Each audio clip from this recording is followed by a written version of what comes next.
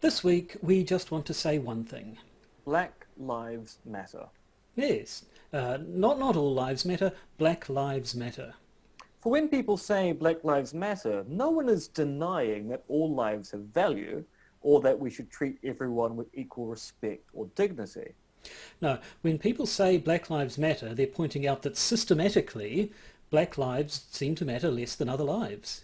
In health, In policing, in jobs. and so much more. So, Black Lives Matter. Black Lives Matter.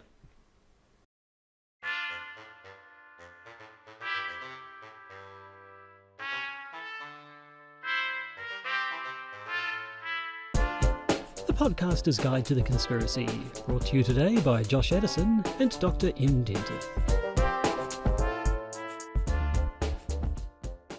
Hello and welcome to the Podcaster's Guide to the Conspiracy. In Auckland and Hamilton respectively, it is Josh Addison and Dr. M. Dentith.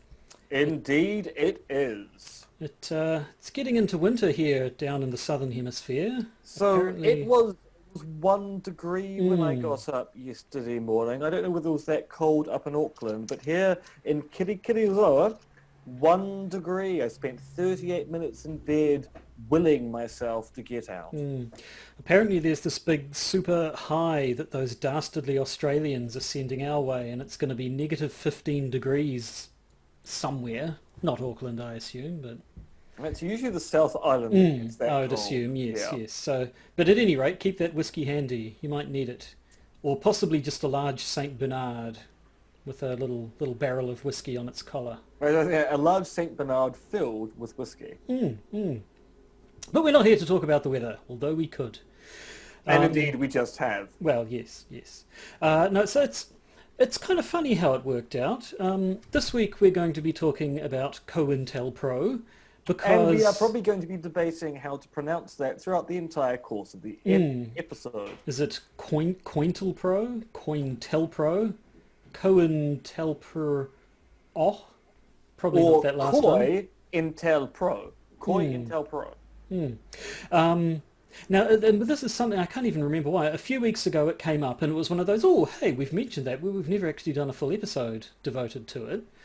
So it seemed like a good thing to do. But then in light of the recent week's events, I think it takes on quite a more appropriate tone, especially when we look into the major targets of the COINTELPRO program. So I don't think we don't have anything to say off the top, do we? Should we dive straight in? I think so. Let's get into surveillance by the state.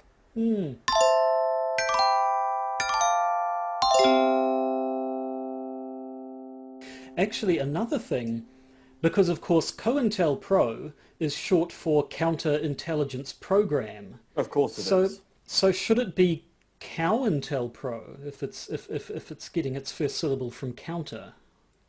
I mean, we've had this discussion in the past on the podcast about the way in which people try to come up with wacky sounding names or abbreviations for programs based upon basically manipulating words or initializations. And in that respect, yes, you probably want to respect the words it's meant to refer to. So yeah, I showed up, I mean, counter, I guess so this is COINTELPRO. COINTELPRO. There we go. We now have a de facto pronunciation of the program. It is the COINTELPRO. I mean, what actually programs in the name anyway. So it's just COINTELPRO. COINTELPRO. You heard it here. Why not? What was wrong with CIP? Why not just call it the CIP? Why do you... I don't know. Anyway, we're not here... Of all the things the FBI has done in relation to COINTELPRO, or however you want to call it, the coming up with of that abbreviation is probably at the lower end of offensiveness. Yes, I think that is correct. COINTELPRO is, of course, a series of counterintelligence projects conducted by the FBI under J. Edgar Hoover, ran from 1956 to 1971, and only stopped in 1971 because they got found out, as we will see. And it was a program, it was the FBI, so it was internal to America, aimed at surveilling, infiltrating, discrediting and disrupting political organisations in America, in particular, not exclusively, but almost exclusively left-leaning Now, Josh, are you aware organisations. that there was a sequel? No, it does not surprise me in the slightest, but Because there was Operation Chaos, which was a very similar program run by the CIA after COINTELPRO, which we should probably do in another episode. Because as we will see with this story, technically, COINTELPRO ended with its revelation.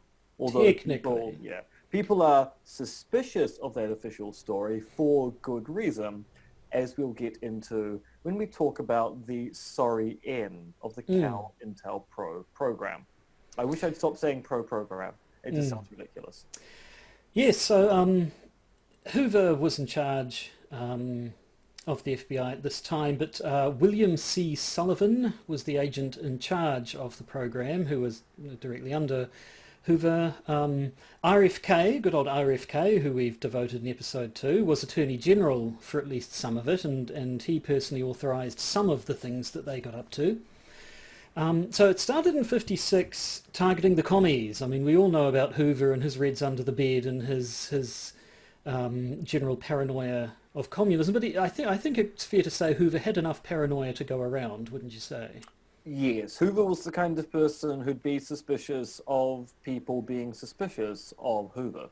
And that turned out to be almost anyone who was even to the moderate left of Hoover. And Hoover being quite right. Quite right. There's a lot of space there. Although it is interesting when we carve out the conceptual space of who was actually surveilled, assassinated, and the like by the COINTELPRO program. I'm just going to commit to it now.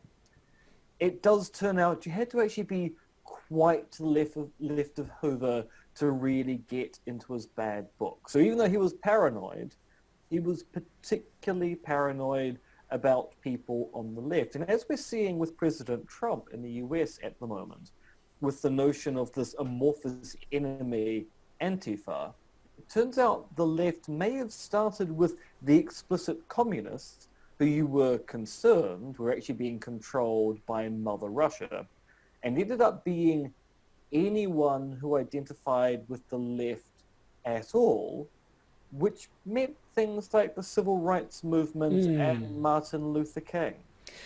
Yes, so apparently the very first targets of COINTELPRO, I'm going to go COINTELPRO just to mix it up, just for a bit of variety for the listeners there.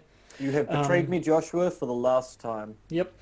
So the first targets are apparently the Communist Party and the Socialist Workers' Party. But yes, very, very quickly its range was broadened. And in particular, the Civil Rights Movement came under the microscope. And in 1963, which was the March on Washington for Jobs and Freedom, the Civil Rights Movement March, which is when Martin Luther King Jr. delivered his famous speech, the I Have a Dream speech.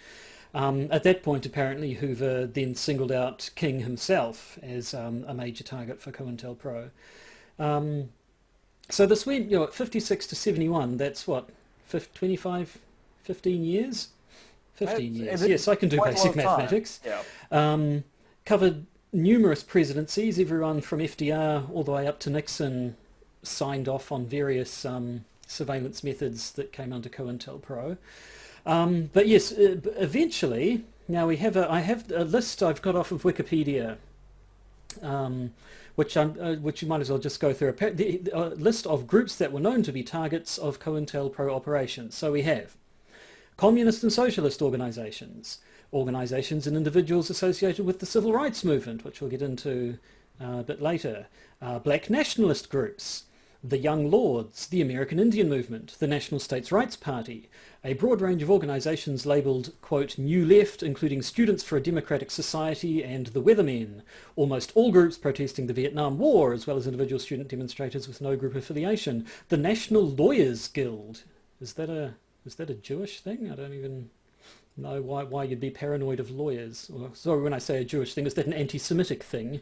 Yes, I do wonder whether this is one of these situations where maybe they were concerned that anyone who unionizes is going to be on the left. So it's fine to be a lawyer, but definitely don't belong to a guild. I mean, there's certainly are civil rights lawyers. Suspicious. Yeah. But yes, it goes on, organisations and individuals associated with the women's rights movement. Nationalist groups such as those seeking independence for Puerto Rico, United Ireland and Cuban exile movements, including Orlando Bosch's Cuban Power and the Cuban nationalist movement, and also some white supremacist groups, including the Ku Klux Klan, Yes, although... but only because Lyndon Johnson actually insisted you need to surveil these guys as well. This was not a group that Hoover wanted to surveil. This was a group that the president went, no, actually you kind of do need to check on these people too. They go around burning people, hanging people, and burning down buildings. We should probably keep an eye on them as well. And yes, so as well as these organisations, they were keeping tabs on specific individuals, including obviously the likes of Malcolm X, Martin Luther King Jr., Fred Hampton, member of the Chicago Black Panthers, who was notoriously murdered, Huey P. Newton, co-founder of the Black Panthers, murdered in 1989, so long after COINTELPRO had officially ended, but nevertheless. Allegedly. Muhammad Ali, I mean, obviously, Nation of Islam, and also very vocally against the Vietnam War. Ernest Hemingway. Well, I mean, after all those books he wrote with those interminable beginnings, I'm not surprised they Jessica Mitford of the Mitford sisters. I don't know a lot about the Mitford sisters, other than there are about half a dozen of them, and they managed to all do interesting things right across the political spectrum. I know one of them was buddies with Hitler, but it wasn't Jessica. Jessica was the other end. She was the lefty one. It was a writer and journalist, I believe. I like the idea that the Mitford sisters are a kind of spectrum going from extreme right on one side of the photo to extreme left on the other. As far as I can tell, they pretty much were. Yeah. But... So this idea of a photo of the Mitford sisters, we've got one Mitford sister, arms around Adolf Hitler. And then on the other extreme end, you've got arms around Martin Luther King. I mean, yeah, that photo may exist. I don't even know. And readers, if you have a copy, please do send it in. We would love to see it. So I think maybe we'll come back to civil rights figures in a moment, but perhaps it'd be good to just talk about, when we talk about these operations, counterintelligence is a fairly nebulous term. So what exactly did people get up to under the umbrella of COINTELPRO? Well, it wasn't just about the spying and the wiretapping. So they did do your basic standard surveillance to a very large extent.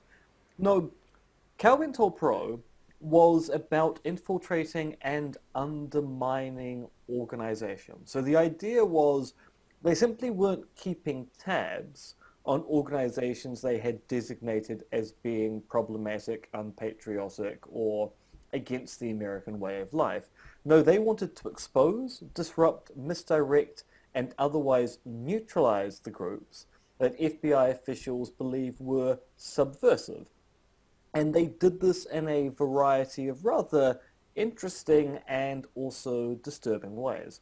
So one thing they were particularly good at was creating a negative public image for the groups they were targeting by basically surveilling the groups and then releasing negative personal information to the public about those groups, or portraying those groups as being bad and public enemy number one. And possibly their most successful tactic of this particular kind was the way they treated the Black Panthers, because for a very long period of time, if you mention the Black Panthers, they were treated as a criminal gang of some description. In the same way that when you talk about the mongrel mob in this country, we think about them as being a gang associated with criminality and drug use and distribution, as opposed to the other things they do. Because people tend to forget the Panthers were a civil rights organization that basically existed to provide a framework and infrastructure for African Americans at a time where there was no easy access to social welfare.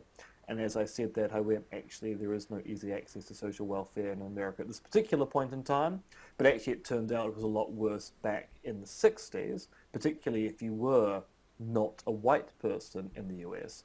So the Panthers existed as an organization to provide that kind of infrastructure and to ensure that people had access to the things they actually needed.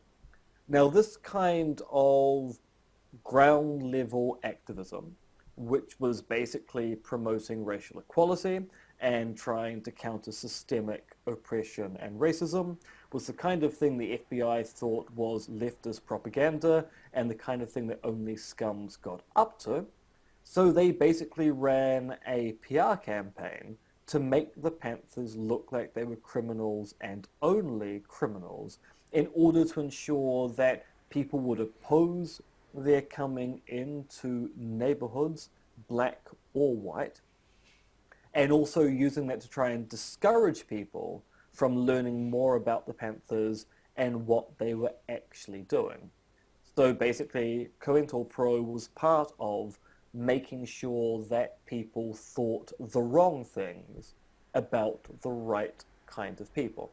Now, of course, they did other things. Apart from engaging in PR campaigns, they would actually bring people into organizations in order to create conflict in those organizations by basically getting people to, say, exacerbate racial tensions or sending anonymous letters that seemed to be in the know to try to create conflict. Yeah, they liked their anonymous letters, from what I'm reading. A lot Oh, of anonymous letters. yeah, including anonymous death threats, which doesn't seem like the kind of thing that an intelligence agency should be sending towards members of the public, but we'll get on to that soon enough. They would, of course, spread rumors to make sure that groups were antagonistic towards each other by, say, spreading the idea that one group was taking money or creaming money off the top of a particular movement or taking money that didn't belong to them, on the idea that this would then make it harder for groups to work together. They would pressure non-profit organizations to cut off funding or material supports to organizations that the FBI didn't consider to be right or proper. They would engage in restricting the ability to organize protest. Now, Joshua, that seems a bit topical. Sounds a little familiar, yes, yes. Marshalling government-controlled forces to restrict people's right to assemble and protest. So yes, like I said at the start, so, reading through this sort of stuff, it's like, hang on, this like we didn't. It's kind of coincidence that we came to this now, but it's definitely appropriate. Now, of course, they do other things. They would basically engage in character assassination and possibly actual assassination. False arrests, so they would make it look as if people had been arrested to cause dissension or dismay in an organization. They, of course, engage in just your standard, typical surveillance, but also, and to my mind, this is one of the most disturbing things they did, they also financed, armed, and largely controlled a right-wing militia group. So they basically took former members of the Minutemen and transformed them into a group called the Secret Army Organization that then went around terrorizing groups, activists, and leaders involved in the anti-war movement back in the 1960s. And I mean, so this was FBI agents. From what I gather, they would also sort of draft local police to get in on some of the stuff as well. And we can sort of see how, certainly in the case of the civil rights movement, all of these things were in play. Interesting. One stat I read was that supposedly there were known to be 295 COINTEL operations launched against black nationalist groups. Of those, 233 targeted the Black Panthers specifically. Yes, Fred Hampton was killed in 1969 when the building he was in was raided, but the details of the raid sound an awful lot more like an assassination. From what I can gather, he was in bed. Officers who had been tipped off of the building's layout by someone within his group essentially opened fire, I think from outside of his room, but pointing at the position that they knew to be his bed inside the room, fired something like 90 rounds or something, and then according to eyewitness reports, when it was found he was still alive, someone went in and shot him twice in the head.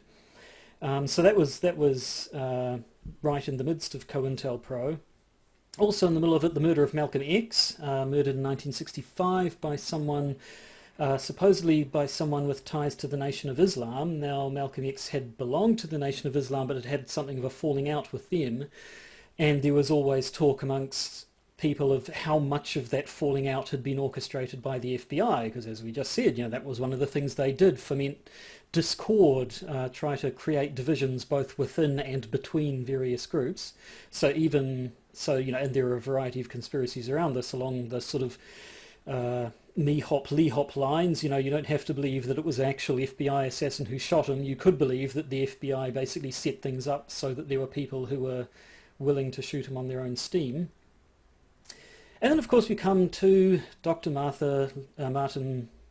goodness me, Dr. Martin Luther King Jr., murdered in 1968. And again, we could probably devote a whole episode to him, but... and in fact, maybe we should. Maybe we should, but in brief, I mean, Hoover was apparently, Hoover was paranoid and obsessive, but he was apparently particularly obsessed with Dr. King, in particular because I believe King had been fairly critical of the FBI as well, and Hoover wasn't taking that.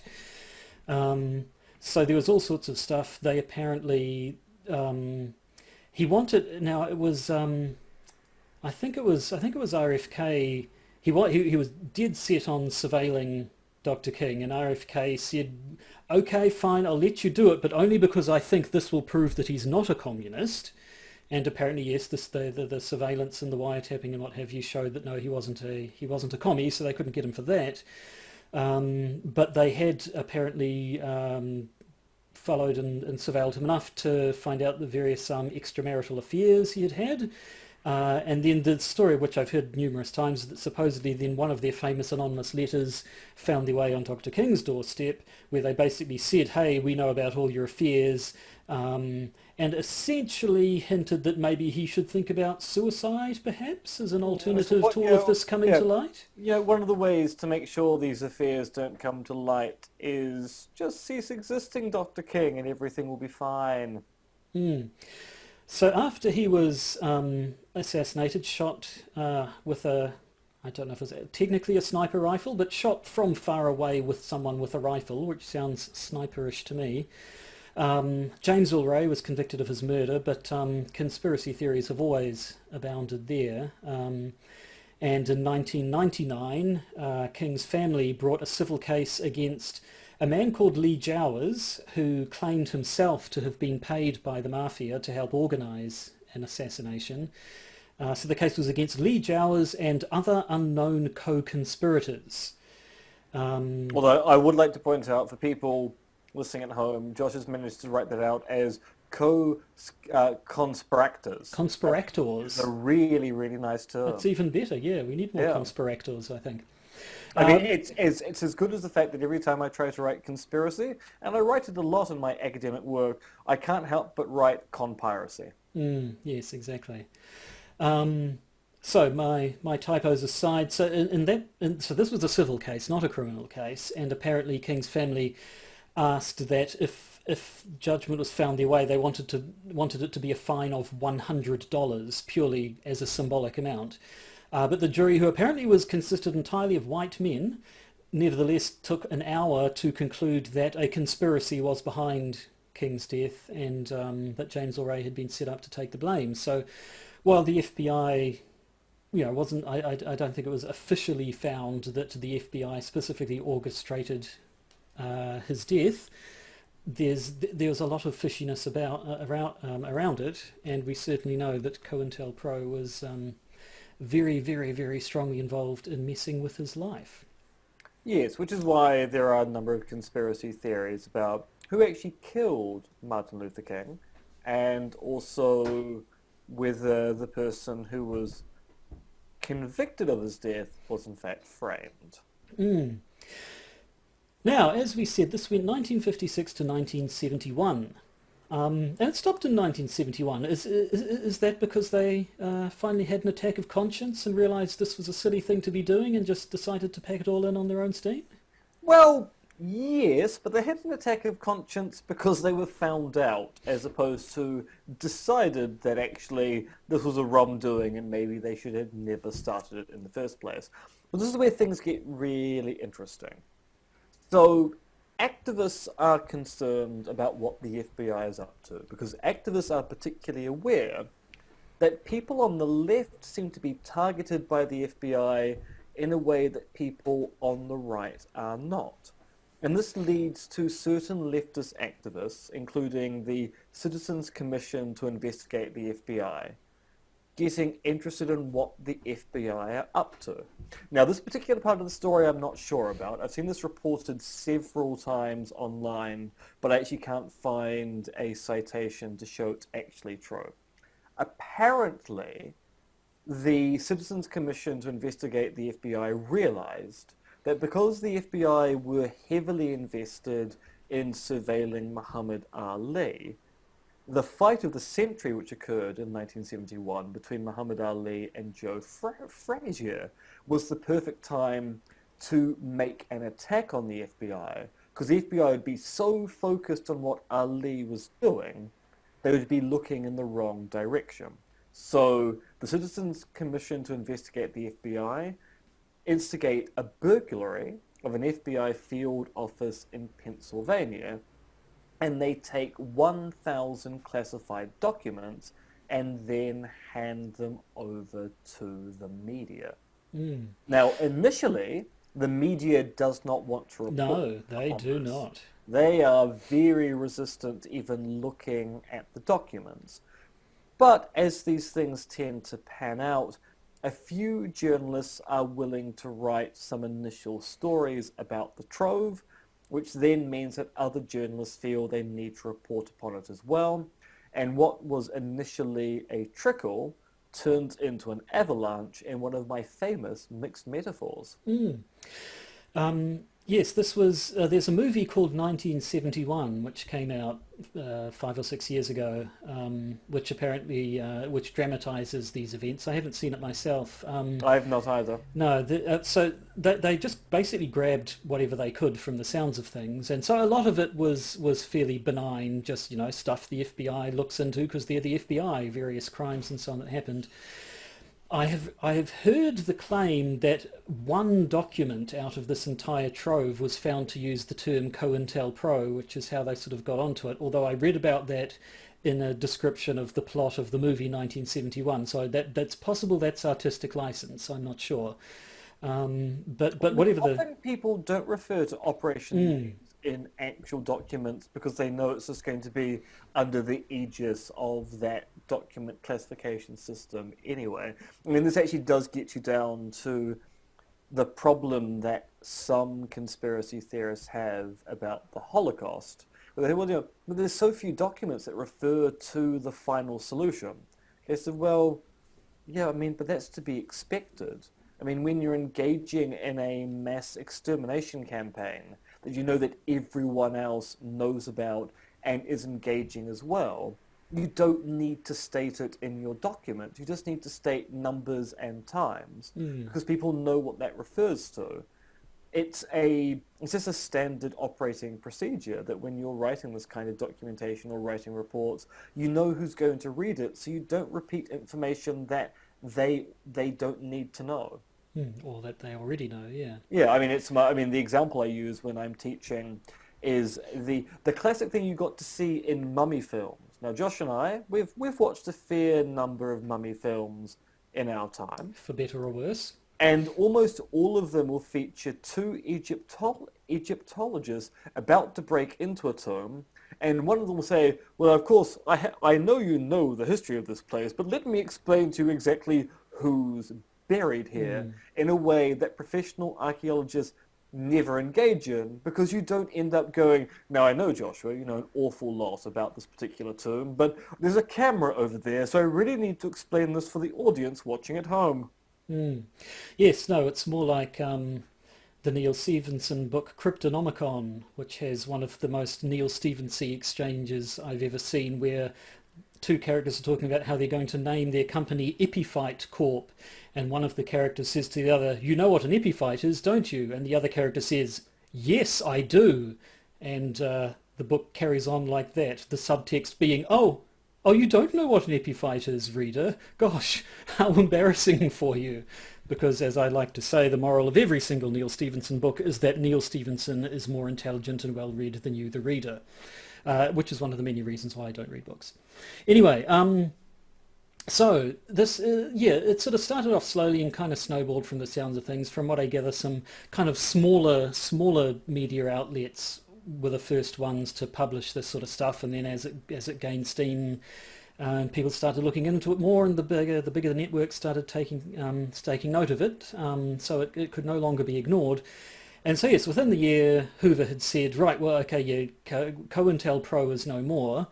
It didn't mean they're not going to be doing counterintelligence ops, just that there will no longer be this broad umbrella project that where anything goes. They'd be looking at them more on a case-by-case basis. So it's not like anything actually stopped happening. They were just supposedly committing to be a little bit less slapdash about it.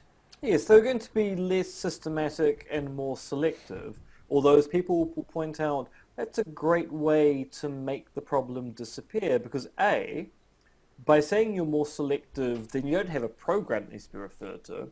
It makes it a lot easier to do things effectively off the books. And arguably, we've got a lot of evidence even to this day that security services around the world are kind of curiously fixated on particular groups and not other groups. I mean, this was one of the big issues we had here after the mosque shootings in March of last year, was the realization that it turns out our security services, like those in the UK and the US, seems to be of the opinion that left-wing groups are dangerous and right-wing groups are not.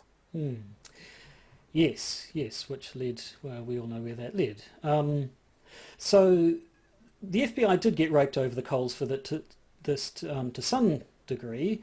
So in 1975, the Select Committee to Study Governmental Operations with Respect to Intelligence Activities of the United States Senate was formed. This is most commonly referred to as the Church Committee. Apparently it was chaired by Senator Frank Church. So it started in 1975, and it looked at dodgy dealings that the FBI, the NSA, and the CIA had been getting up to. Some of it prompted by Seymour Hersh's reporting into some of the dodgy things the CIA had been getting up to abroad. Which is the Operation Chaos stuff.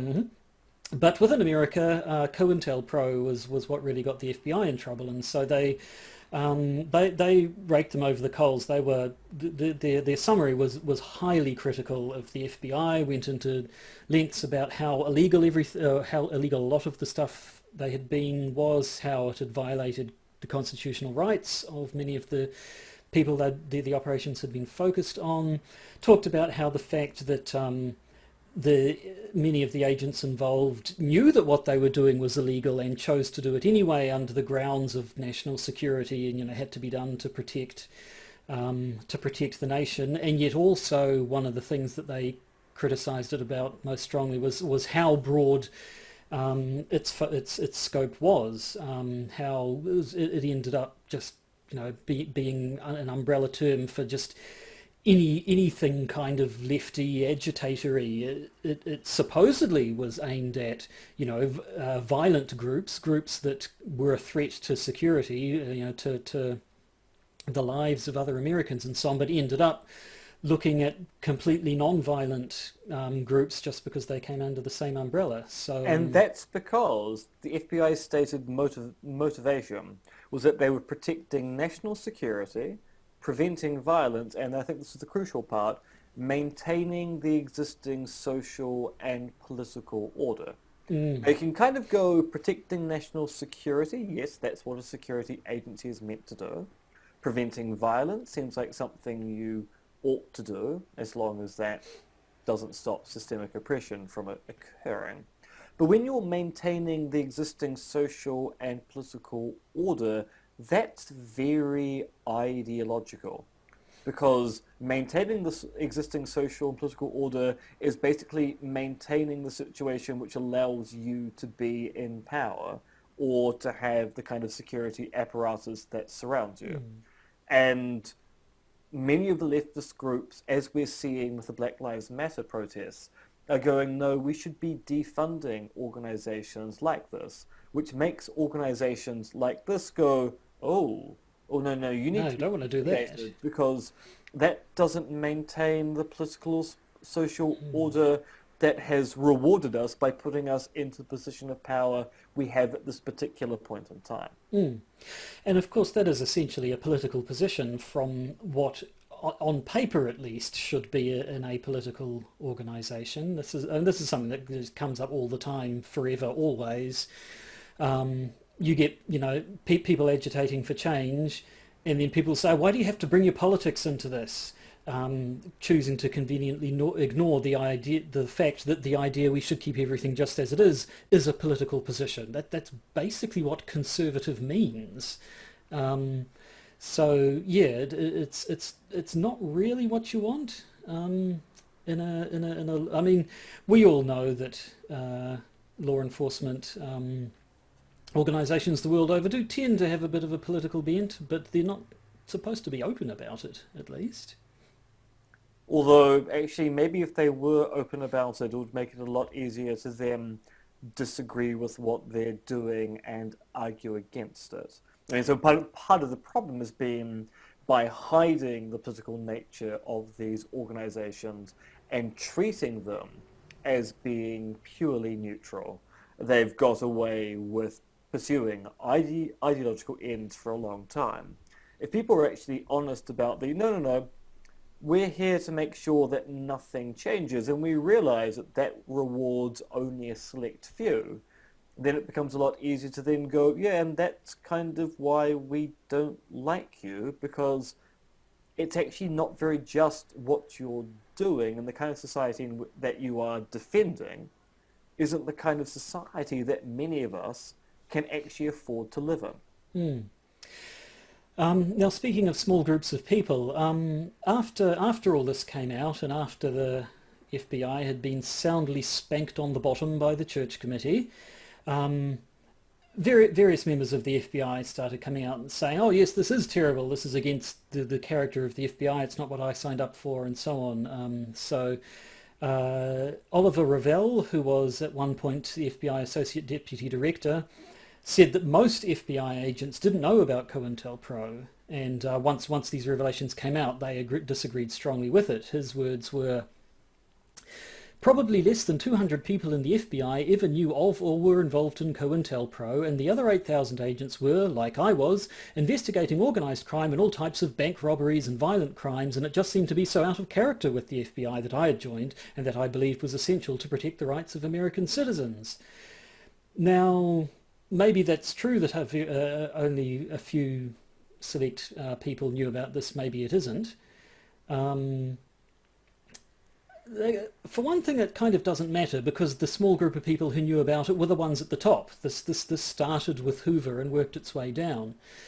But it is an interesting, I guess, illustration of the sort of things we've talked about in the past, how you can have a big conspiracy, but not everyone needs to be in on it. See, say, the Volkswagen stuff. Yeah, so it only requires a few people at the top to know the full extent of what they're doing, and then you can have dupes and patsies who are just telling to do routine procedures or routine activities, who are actually enacting the conspiracy, who may not be aware exactly what they're up to. Although, that being said, it is kind of weird to think that these other 7,800 people who were being asked to predominantly surveil people in the left community and engage in discovering dirt about them weren't weirded out by what they were being asked to do. So it seems a little bit weird for an associate deputy director to go, oh no, only 200 people, not including me, ever knew what was going on. Surely people in the organization were working that out, which I think once again speaks to where the FBI was drawing its agents from at the time, were the kind of people who were not particularly perplexed or annoyed by who they were surveilling, and also by extension who they weren't looking at. Mm. And certainly, as we said before, they would draft local police in to do various dodgy things like raiding buildings and shooting people 90 times, or pulling people in on trumped up charges, or false arrests and all that sort of stuff. So again, in those cases, you probably had members of the police force who were entirely happy to be sticking it to these various organisations. So yeah, it's feasible. It's plausible that you had a small number of people at the top just sort of drafting in people within and without the FBI who they knew would have been sympathetic to it. But still, it does seem to be a big enough thing that it's hard to credit the vast majority of people throwing their hands in the air and saying, "Goodness gracious me, is this what the organisation I work for was up to all this time?" Does seem to stretch credibility just a little. And if you'll let me get political for just a moment, Joshua, because of course Please there do. hasn't been political at all during the course of No, the obviously podcast. not. One of the things which is interesting about COINTELPRO, and indeed the security apparatus we find worldwide, is the fact that, as mentioned previously, a lot of people were surveilled because they were left-wing rather than right-wing, which has led to questions, so, why is it that the left gets surveilled and the right doesn't? And one answer, and this is only a partial answer, is that historically, despite the fact that the extreme right have been very problematic with, killing people, engaging in lynch mobs and the like, the one thing they did have was respect for the state and for the apparatus of the state. So one reason why the right were not surveilled and the left were is that the left were calling for organizations like the FBI and the CIA to be defunded, whilst the right were broadly in support of extending those powers to make them more authoritarian. You'd end up ignoring the problems on the right because, they might engage in a bit of murder, a bit of burning down of churches where African Americans go. I mean, maybe they engage in the old lynch mob, but, they'll be there defending us when things get bad. Well, so you can't trust those people of colour. They're the ones who think we're out to get them. How paranoid are they? Indeed. Yes. No. Did you see the guy, the guy in the States on the police where people noticed the very large SS tattoo on his arm? Yeah. Which yeah. they tried to say, oh no, it was memorized. There's a guy whose initials were SS or something that we wanted to commemorate, and yes, we know it looks a bit like an SS logo, and by a bit I mean exactly like it. It's the same. How many fonts are there in the world? And you're trying to tell us that you decided to get an SS written on your arm and happened to pick the exact symbol used by the actual SS. I don't know. It's all... Look, to quote The Simpsons, it's not die, Bart, die. It's the Bart. The Bart. The. And indeed, Bart is German for beard. So anyway, now okay. I think we've now got into the rambling about pop culture section of this podcast. Have you seen the clip from Dinosaurs that's been going around?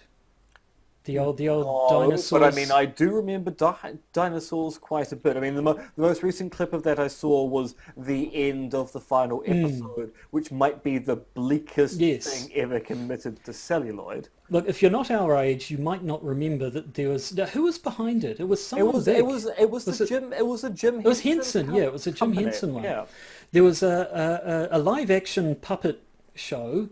which is a weird sentence, but it actually is completely true.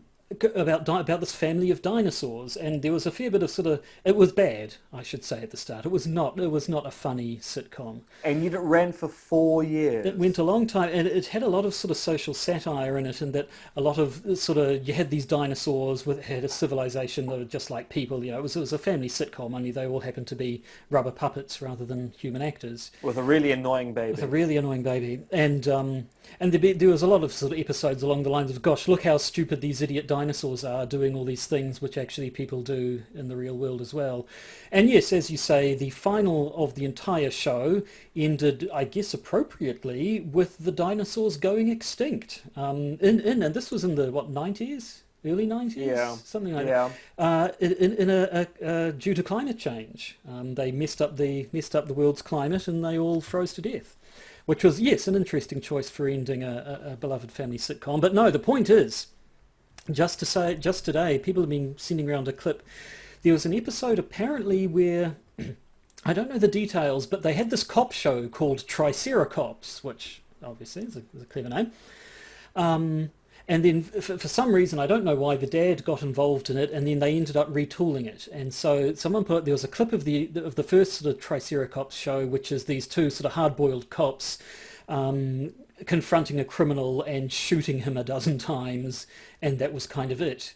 And then they show the retooled version, which is two cops confronting a thief and putting their guns away and saying, you're just a misunderstood member of society who's been driven to this by poor socio-economic conditions. And the guys and the criminal's like, no, well, but I'm a thief. I stole a car. But isn't all property theft? And pulls out a blackboard and starts detailing Marxist theory to this guy in the middle of this sitcom about dinosaur puppets. It was quite interesting to see. Yeah, I do actually wonder whether Dinosaurs is better than we gave it credit for. I think maybe it's cleverer than we gave it credit for, but it was not good. I don't see any way in which it could be called a good show, but maybe a clever show. Maybe too clever for its own good. Yes, maybe it was both before and after its time. Anyway, we're rambling about pop culture now, which means the episode has effectively come to an end. But for our patrons, there's more coming up. I would say after the break, but actually... I mean, there is a break for us, technically, but you guys might listen to it. I don't know. I'm not your mum. You can listen to it if you want. We will be talking about the end of the Olof Palme investigation. It's finally It's over. happened. 34 years and it's done. We'll also be talking about what Trump's been tweeting about, which is never good news. A claim that COVID-19 was made in a lab, which feels like so that should be another claim. Yeah, a repeat of a previous one, but this is new. Actually, apparently. New one. And then we've got some local spy-related news about spying, both by the internal spy agency over people in this country and external spy agencies trying to infiltrate the country. It's all very exciting. Espionage, both foreign and domestic. Just the way I like it. Yep. So if you're a patron, stick around. Oh, thank you for being a patron, for starters. Stick around and you can listen to that one. If you're not a patron but you'd like to be, you could go to patreon.com and look for the Podcaster's Guide to the Conspiracy. And I think we never do the, hey, if you're listening to this on whatever thing, you should like and subscribe and give us a good rating, because apparently it makes us better at, I can't remember, there's a whole spiel you always hear about, rate us on iTunes because it makes us easier to find or something. But anyway, if you're in a position to rate us, do it, and do it highly. Or not, I suppose. Yes, but there's no, if you want to give your honest opinion about the podcast, that's fine. But it's actually not very useful to us if you give your honest opinion. We'd rather you gave your dishonest opinion and give us 5 stars and say we're the best podcast ever made, much better than, say, Chapo Trap House, maybe even better than The Dollop. Frankly, it is conceivable that we could be. One day. Actually, no, so I actually think we peaked a long time ago. It's probably true. And our best days are well behind us, and we're just trundling along now. In the podcast, as in life. Yes. Yes, this is true. Yep. Sad, but true. So, I'm depressed, which means I think it's time for us to call this episode to an end, which we will do in our traditional fashion by me saying goodbye. And my saying, murder she wrote. Makes sense in context.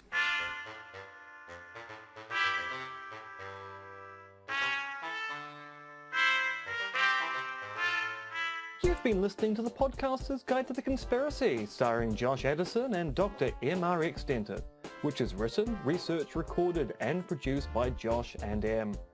You can support the podcast by becoming a patron via its Podbean or Patreon campaigns. And if you need to get in contact with either Josh or M, you can email them at podcastconspiracy@gmail.com or check their Twitter accounts, Monkey Fluids and Conspiracism.